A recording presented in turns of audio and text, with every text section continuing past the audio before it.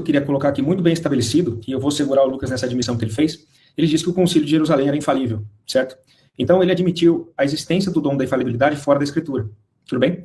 Então aqui ele já acabou de admitir, embora que não tenha admitido para a pregação oral, mas para a infalibilidade conciliar, né, pelo menos para o magistério, ali, o exercício do magistério, ele está admitindo que existe algo que pode ser infalível além da Bíblia. Tudo bem? Então, ele já, de fato, admitiu que os apóstolos não estão praticando um modelo de sola escritura, certo? Porque você tem uma outra autoridade infalível sendo apontada ali, e não por menos, nós dizemos que vemos, né, em 1 Timóteo 3,15 que a igreja é coluna sustentáculo da verdade.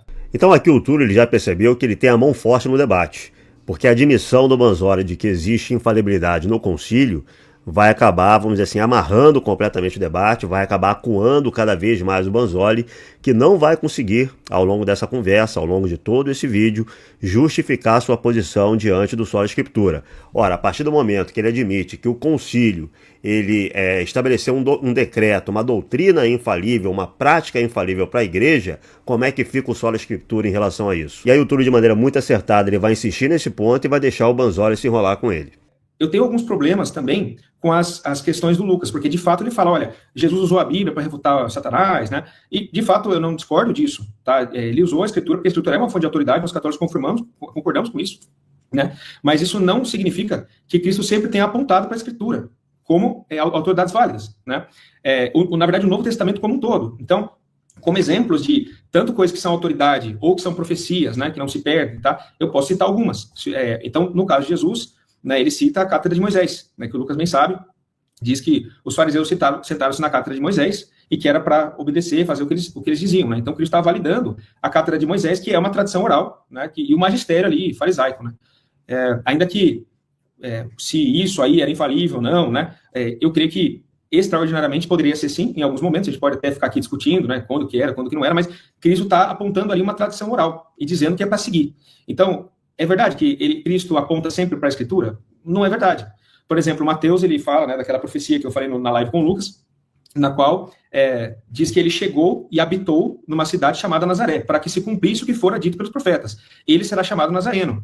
Então aí você tem um exemplo de uma profecia oral que se sustentou ali por séculos, enfim, não sabemos quanto tempo, mas seguramente desde a época dos profetas até Jesus Cristo, você tem essa profecia presente, né? E Mateus está registrando. Então quando Mateus olha para o Antigo Testamento, não está numa atitude de sola escritura. Ele nunca poderia registrar essa profecia oral que chegou até ele se ele só cresce no que estava escrito. O mesmo exemplo acontece, por exemplo, com Judas, né? Na Epístola de Judas, ele cita, por exemplo, a profecia de Enoque, né? Do livro de Enoque, em Judas 14:15, existe lá uma profecia de Enoque, que não for ficar lendo, perde tempo, né? Mas há uma profecia extraída desse livro, que não é um livro bíblico, né? Então você vê, Judas está se apoiando, tirando verdades ali, e inscriturando a verdade, né? Sendo que a verdade, na verdade, ela não está na Bíblia, ele está se apoiando numa outra fonte. Você tem, por exemplo, Paulo, em 1 Coríntios 10:4, dizendo que a pedra que rolava, né, atrás dos israelitas, que havia uma pedra na época lá de Moisés, onde eles bebiam água, tudo, mas que a pedra rolava atrás deles, né, e que essa pedra era Cristo. Agora, não é verdade que essa tradição que a pedra rolava não está escrita. Ele está tirando do Bemite Barrabá. Então o argumento aqui do Túlio é muito claro, tá? Nem mesmo os apóstolos eram sola escrituristas. Por que o Túlio está dizendo isso? Na conversa passada, o Manzoli insistiu que a lógica protestante é a mesma lógica que o Túlio teria utilizado em relação ao Antigo Testamento. O Túlio teria dito que em relação ao Antigo Testamento ele é sola escriturista, depois ele reformulou o que ele disse, né? Mas o Manzoli insistiu muito nesse ponto, dizendo, a lógica é a mesma. Assim como você não confia na tradição oral judaica, que é sola escriturista em relação ao Antigo Testamento, nós não confiamos na tradição oral católica romana e somos sola escriturista também em relação ao Novo Testamento. Então aqui o Túlio está desmontando completamente esse argumento do Manzoli. Ele está dizendo o seguinte, os autores do Novo Testamento, São Judas, São Paulo, São Pedro, São Mateus, não eram sola escrituristas. Eles citavam como verdades proféticas, inclusive, eles citavam histórias, narrativas, relatos, profecias que não podem ser encontrados no Velho Testamento, né? Então vamos ver como é que o Manzoli ele vai lidar com esse novo argumento. Como a gente vai ver, o Manzoli não vai conseguir responder também esse argumento, tá? Sobre eu dizer que eu era sola escritura no Antigo Testamento, né? Então eu até conversei com o Lucas dessa questão, né? Do Antigo Testamento, eu não tinha entendido se era o meu cânon do Antigo Testamento, o cânon dele, ou se por Antigo Testamento ele queria dizer a antiga aliança, né? Um termo mais amplo. Ele me disse que era a antiga aliança. Eu acho que ele está ainda falando da mesma coisa, tá? Então, olha, não é verdade que nós católicos sejamos sola escritura em relação aos judeus, tá?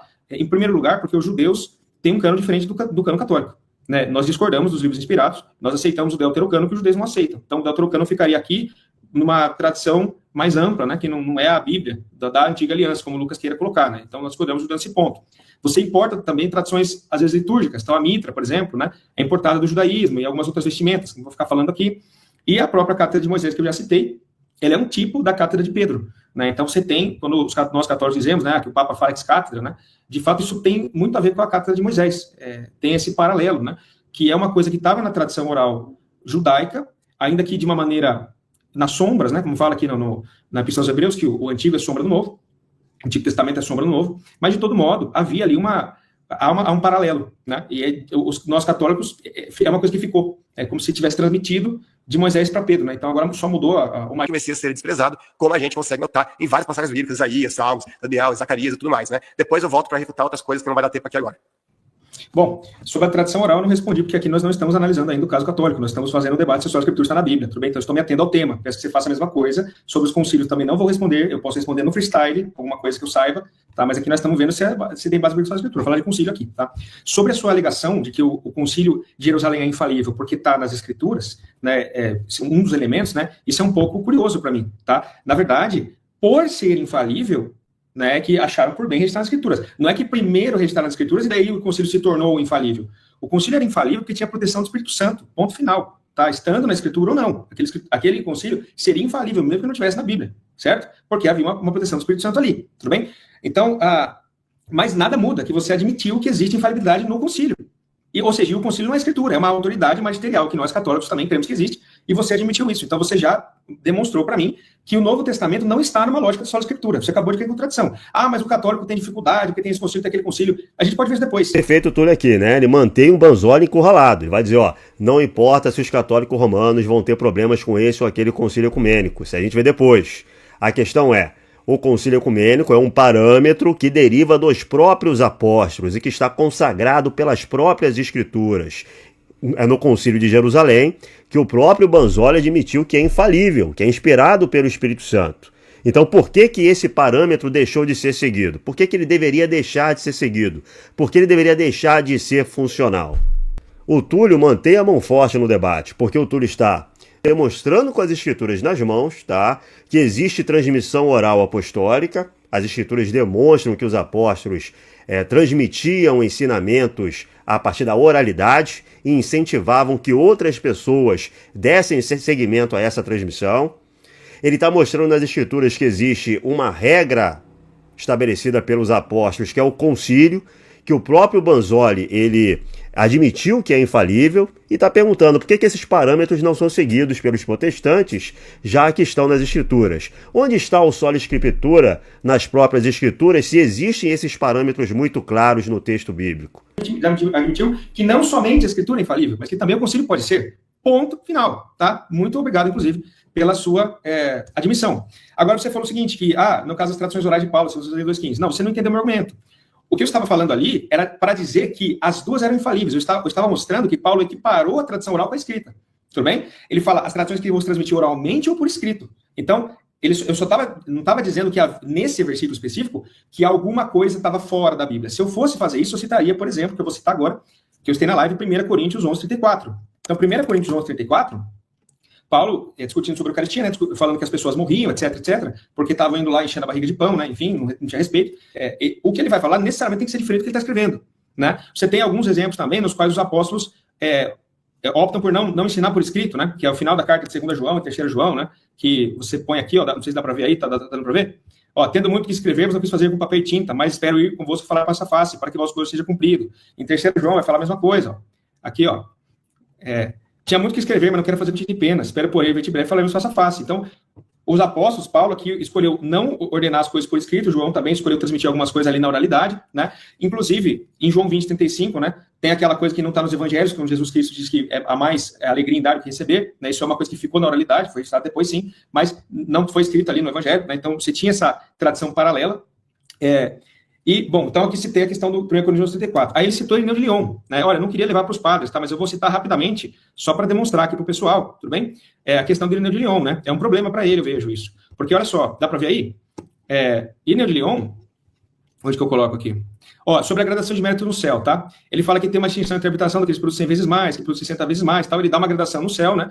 Foi esse motivo que o senhor declarou na casa do Pai muitas moradas. Ele fala sobre gradações no céu, gradação de méritos. Aí ele fala, os presbíteros e os apóstolos afirmam que essa gradação e disposição que são salvos, né? E que avançam por passos da natureza. Aqui ele está falando de tradição oral, né? Depois tem mais momentos, ó. Como eu vi de certo presbítero, que eu vi isso daquele que viu os apóstolos e aqueles que foram seus discípulos. O castigo daquelas escrituras foi suficiente para os antigos, né? Que é uma coisa que também não está na escritura. Mais para cima aqui, ele fala, ó. Também os anciãos que eram discípulos dos apóstolos dizem que aqueles que transladados e não aqueles foram transferidos para o Éden, tá? Então aqui você também tem uma outra informação de tradição oral que ele está validando, né? Você tem a questão que Pedro e Paulo fundaram a igreja de Roma, que também não está nas escrituras. Ele fala, né, que Pedro e Paulo fundaram a igreja de Roma e que por causa da sua origem mais excelente, toda igreja deve estar de acordo com ela, ou seja, não é algo que possa variar. Então aqui ele está também validando a tradição apostólica, né? Ele diz também que a tradição do apóstolo é segura, enfim, vou ficar aqui em Irineu de Lyon, mas acho que já provei, né? Então o Túlio foi matador aqui, né? Ele está pegando um padre que foi citado pelo próprio Banzoli para demonstrar que tradição apostólica para esse padre incluía ensinamentos orais que sobreviveram à era apostólica e dos quais o Santo Irineu de Lyon dava exemplos no seu texto, e também uma sucessão de autoridade dos apóstolos para os bispos, que eram garantidores da verdade, uma sucessão apostólica que fazia parte da tradição vinda de Cristo para os apóstolos. E essa tradição apostólica, segundo Irineu de Lyon, eu mostrei aqui no texto de Contra as Heresias, também sustentava a ideia de que as igrejas mais antigas, as igrejas fundadas pelos apóstolos, deveriam se reunir quando houvesse qualquer discordância em relação à fé, ou seja, estrutura sinodal, a estrutura conciliar, vinda lá da tradição apostólica e consagrada, que a gente conhece a partir de Atos dos Apóstolos e do Concílio de Jerusalém. Onde Caifás, né, que era sumo sacerdote, diz o seguinte: vós nada sabeis nem considerais que vos convém que eu morra pelo povo. E aí fala assim, ó, ele não disse, olha lá, ele não disse isso de si mesmo, mas sendo sumo sacerdote naquele ano, profetizou que Jesus deveria morrer pela nação. Olha que interessante, né? Então você tem a proteção, um dom de profecia sendo conduzido para que ele pudesse falar ali infalivelmente. E não por si mesmo, não porque ele era uma pessoa boa, mas porque era sumo sacerdote naquele ano. Ele falou que Nazaré, primeiro ele me desafiou a mostrar algumas pessoas, né? Então, tudo bem, eu posso até mostrar, né? Se eu conseguir aqui apresentar. Eu coloquei aqui, né, ó, o Driscoll, o nome tem referência à obra a Nazaré, né, e nenhuma prisão dessa frase encontrada nas profecias registradas no Antigo Testamento. Santo Tomás de Aquino, eles podem ter lido isso em alguns profetas que não estão no nosso cano, não extra, né, mas que havia algum princípio para esse propósito, fica claro pelo que Filipe diz Natanael. O Eamon Brown fala que a forma não é uma passagem literal de qualquer passagem conhecida no Antigo Testamento. O Tasker diz que há muito considerado enigma, porque as palavras simplesmente não existiam no Antigo Testamento. Agora, sobre ser desprezado, eu discordaria frontalmente. Por quê? Porque, na verdade, a Galileia era toda desprezada, de fato, né, como diz lá em João 7,52, o sacerdote fala, olha, vai estudar e ver que da Galileia não vem profeta, né? Ele fala isso. Então, não somente a Galileia, Nazaré ficava na Galileia, mas não era a única cidade desprezada, poderiam ter outras candidatas.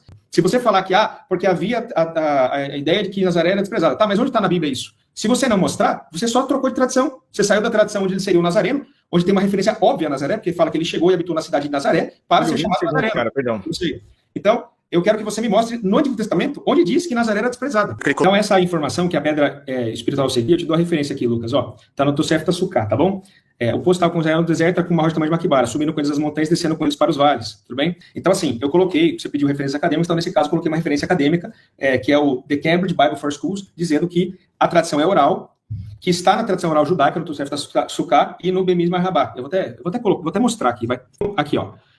Números Midrash Bemiz Marhabá, tá bom? Então, tá aqui, e esse Cambridge Bible for Schools tá aqui citado também. Beleza. Enoch falou que, na verdade, pouco importa se tá na escritura ou não, né? Você tem, por exemplo, as cartas de Tito, por exemplo, são muito parecidas com outras cartas a carta Tito, né?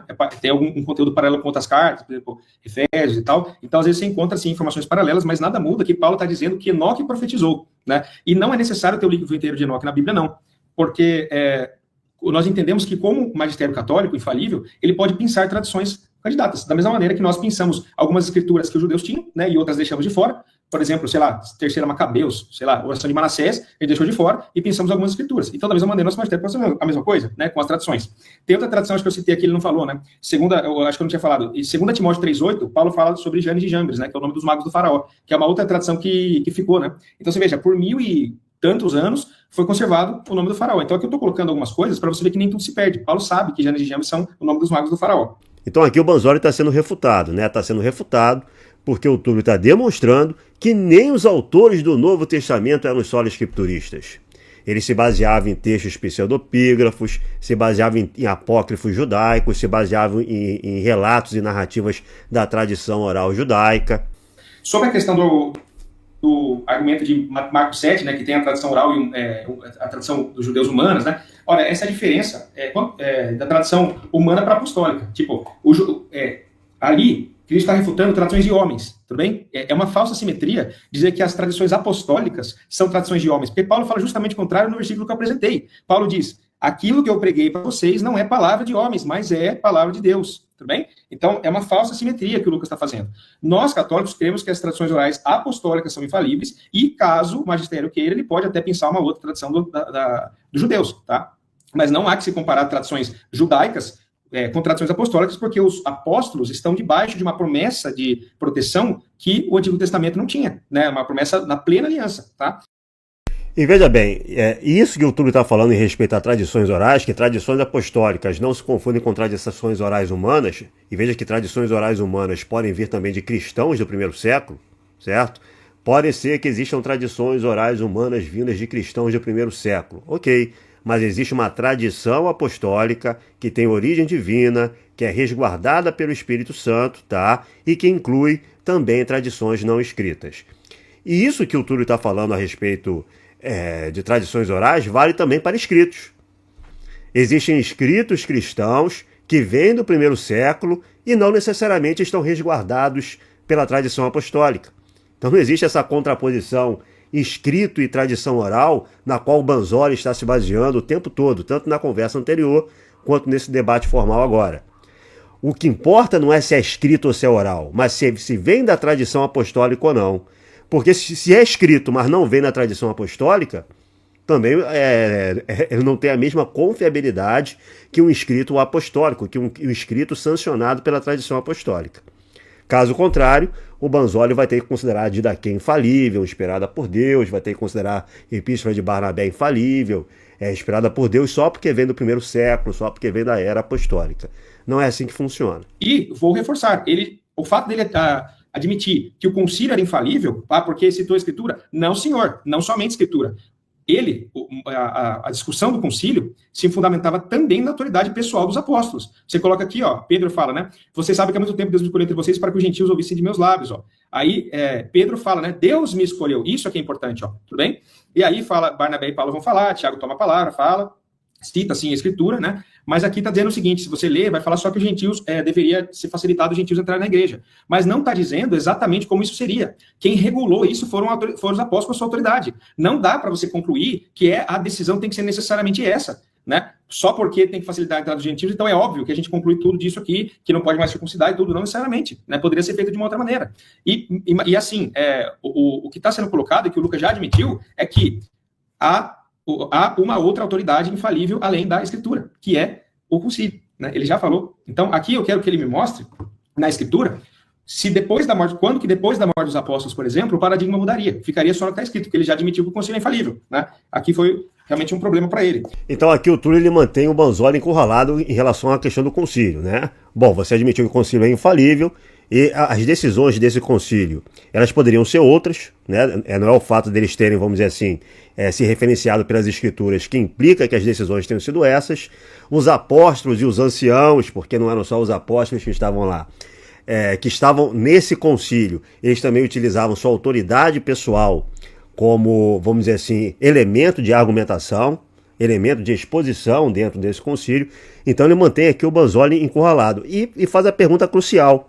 Quando foi que esse paradigma mudou? Se existiam ensinamentos orais transmitidos, como a gente pode perceber nas Escrituras, no Novo Testamento, se existia também um concílio como parâmetro, regra infalível estabelecido pelos apóstolos, quando foi que essa regra mudou e se virou sólida Escritura? Né? Onde está nas Escrituras dizendo que essa regra mudaria? Né? Onde está nas Escrituras dizendo que esses sucessores dos apóstolos e que já estavam presentes nesse concílio de Jerusalém, os anciãos, que são os presbíteros, os bispos, né? São as pessoas que foram ordenadas por imposição de mãos dos apóstolos para serem autoridade e regra de fé na igreja, e que vão aparecer lá em Santo Inácio de Antioquia como bispos, vão aparecer em Santo Irineu de Lyon como a sucessão apostólica. Por que esses sucessores dos apóstolos, que já estavam no sínodo de Jerusalém, não podem fazer outros sínodos infalíveis, resguardados pelo Espírito Santo? Quando foi que isso mudou? Onde está nas Escrituras que isso mudou? E, Agostinho fala o seguinte, devemos censurar a Igreja Universal porque o sacramento é em todos os lugares, participado por pessoas em jejum, mas quando o apóstolo falando de sacramento diz, portanto, quando fizerem para comer, esperais uns pelos outros, se alguém tiver fome, come em casa, para que não ajusteis para a comentação. E imediatamente acrescenta, o resto, porém, ordem quando for, de onde nos é dado a entender que uma vez que era demais para prescrever completamente uma epístola, um método observado pela Igreja Universal em todo o mundo, olha isso que é importante, era uma das coisas colocadas por ele pessoalmente, pois encontramos sua observância uniforme e meia variedade de outros costumes. Então aqui Santo Agostinho está apontando para nós qual é a citação. O que Paulo está ensinando? Paulo está ensinando o jejum eucarístico, isso é um consenso universal na igreja, Agostinho está apontando, e pelo fato de ser um consenso universal, nós dizemos que está preservado, né? E pelo mesmo motivo, eu entendo que o Lucas aí, se for falar de cano bíblico mais para frente, vai falar, mas o Novo Testamento é consenso, né? Então ficou preservado. Então aqui você tem Agostinho discordando do só Escritura, ele entende que outras doutrinas que Paulo ensinou ficaram na tradição da prática da igreja. Nós não podemos negligenciar isso, porque lá naquele contexto era uma coisa seríssima. Ele estava falando da Eucaristia e dizia que por causa de vocês desobedecerem isso, há muitos doentes e muitos que morrem. E se vocês se organizarem errado, comerem errado, vocês estão se reunindo para juízo. E ele diz, as outras coisas eu ordeno quando for aí. E de fato, para nós católicos, a Eucaristia é o corpo de Cristo. Você desrespeitar desse jeito é um pecado gravíssimo. Então você veja que de uma tacada só, o Túlio refutou o suposto sola escritura de Santo Agostinho, que muitos evangélicos insistem, né, de maneira, completamente equivocada. Então está refutado. Refutou também a ideia de que tradições orais dos apóstolos não poderiam continuar na igreja. Segundo Santo Agostinho, o jejum eucarístico teria sido ensinado por São Paulo. E a prova de que é uma tradição apostólica é o fato de ser universal nas sedes apostólicas. Realmente, o jejum eucarístico é uma prática universal. Os ortodoxos têm, os orientais não calcedonianos fazem também, e os católicos romanos também têm essa prática estabelecida em sua igreja. Então, ela era um consenso universal, né? Então, de onde vem isso? Não vem das Escrituras. De onde vem isso, então? Então, você vê que com uma tacada só, o Túlio conseguiu derrubar um montão de bolas aí, né? O Túlio, na minha opinião, tem uma vantagem muito grande nesse debate, pessoas. Claro que eu estou falando isso, eu sou cristão ortodoxo, eu não acredito em sola escritura, né? Mas analisando assim de maneira o mais imparcial possível os argumentos, enfim, o Banzoli foi muito mal nesse debate, né? Tá, então aqui eu estou mostrando para você, coisa que você falou que eu não ia fazer, está mostrado, e não somente pela autoridade de Agostinho, mas pela autoridade da Igreja Universal, que é a mesma autoridade que dá o teu cânon bíblico do Novo Testamento, né? Porque você tem esse consenso. Então, que está apontado, né? O que mais que ele falou? Que os concílios protestantes também usam a escritura, né? Eu queria que o Basório me respondesse, por gentileza, se os concílios protestantes são infalíveis. Você poderia, por gentileza, me dizer isso, Lucas? Né, eu gostaria que você marcasse bem essa pergunta, porque você disse que os concílios protestantes usam a escritura, coisa e tal. Eu quero que você me diga se eles são infalíveis. A infalibilidade do concílio não está necessariamente em usar a escritura. Os seus concílios usam a escritura também, e nem por isso, eu imagino, você vai dizer que eles são infalíveis. Porque se você disser, você está negando só a escritura aqui. Então a infalibilidade está onde? Está também, não só no fato de usar a escritura, mas na proteção do Espírito Santo. Pareceu bem ao Espírito Santo e a nós. Aqui está a proteção. Aqui está a proteção. Porque usar a escritura, até você usou no exemplo, até Satanás usa, né? Então, o bombardeio, né? Tipo assim, se correr o bicho pega, se ficar o bicho come. O Lucas não tem muito o que fazer, né? Porque ele não pode dizer que os concílios protestantes são infalíveis só porque usa as escrituras. Ele tem que admitir que existe algo a mais naquele concílio, no sínodo de Jerusalém, que garante a infalibilidade. Esse algo a mais é a tradição apostólica, que tem uma sucessão nos bispos, nos sucessores dos apóstolos, que já estavam presentes também no sínodo de Jerusalém, né? E ele não tem como demonstrar que isso aí acabou. Onde é que está nas escrituras dizendo que esse paradigma, esse modelo acabou? Então, primeiro, o sola escritura parece não ter base bíblica, enquanto o modelo das igrejas apostólicas, que implica em uma tradição apostólica inspirada e infalível, que é regra de fé na igreja, parece que esse modelo, sim, repousa nas Sagradas Escrituras, repousa no texto bíblico, e não tem nada no texto bíblico dizendo que esse modelo ele teria que acabar, ele estaria superado quando acabasse a era apostólica, nada nem nas Escrituras, nem nos padres apostólicos do segundo século, pelo contrário. Então, o fato de você usar a Escritura para chegar em alguma conclusão, não necessariamente te coloca como como protegido do erro. O protestantismo está aí para falar isso, né? Quantas denominações você tem, onde o erro necessariamente tem que estar presente, e basicamente é isso. Você não é porque está usando a escritura que acabou, né? Então, não, né? Você admitiu de fato que há uma autoridade infalível fora da Bíblia, você já refutou só a escritura no período do Novo Testamento. Infelizmente, você já caiu na discussão. Desculpa, tá, falar assim com você, mas se você diz que somente a escritura é infalível e depois diz que o concílio é infalível, você foi obliterado. Você realmente, olha, não se manteve na risca do só a escritura. Você aceitou uma outra autoridade, porque ela está concordando com a Bíblia. Não importa. Há algo além da Bíblia que é infalível, e é o concílio. E eu falei também da profecia de Caifás. A profecia de Caifás que você não interagiu, que ele profetizou corretamente, não por si mesmo, mas porque era sumo sacerdote naquele ano. Então você tinha ali uma proteção do ensino. Falei que Moisés, né, foi infalível quando Deus falou para ele o que ele tinha que fazer, e ele, como líder magisterial, disse aos hebreus, aos judeus na época, né, olha, vocês têm que pegar e apedrejar esse homem, né? Então ali você tinha uma outra autoridade infalível à disposição deles, que não era a escritura.